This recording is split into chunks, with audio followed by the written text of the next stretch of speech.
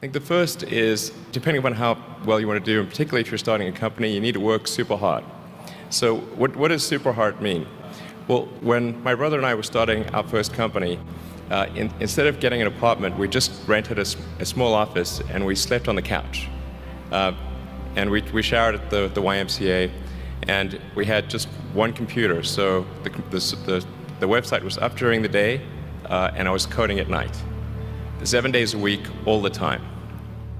Work hard like every waking hour. That's the thing I would say particularly if you're starting a company. And I mean, if you do simple math, say like, okay, if somebody else is working 50 hours and you're working 100, you'll get twice as much done in the course of a year as the other company. I think too is you got to make sure that whatever you're doing is a great product or service. It has to be really great. And I go back to what I was saying earlier, where if you're a new company, I mean, unless it's like some new industry or new market that, if it's an untapped market, then you have more ability to, the standard is lower for your product or service. But if you're entering anything where there's an existing marketplace against large entrenched competitors, then your product or service needs to be much better than theirs. It can't be a little bit better, because then you put yourself in the shoes of the consumer and they say, why would you buy it as a consumer? You're always going to buy the trusted brand unless there's a big difference. So a lot of times entrepreneur will come up with something which is only slightly better. And it can't just be slightly better. It's got to be a lot better.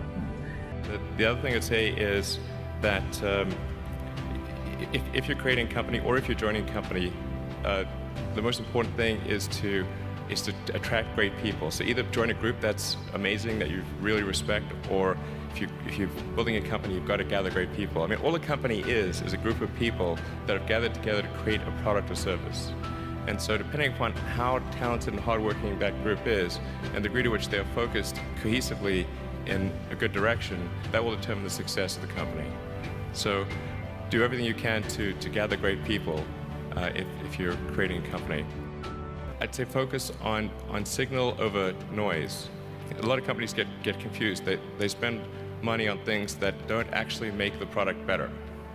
So for example, at Tesla, we've never spent any money on advertising. We put all of the money into R&D and manufacturing and design to try to make the car as good as possible.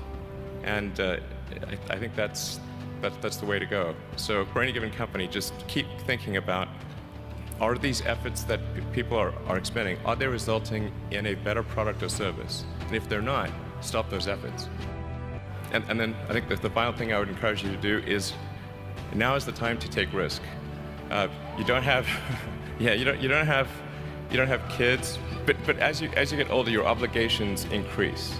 And once you have a family, you start taking risk not just for yourself, but for your family as well. It gets much harder to do things that might not work out.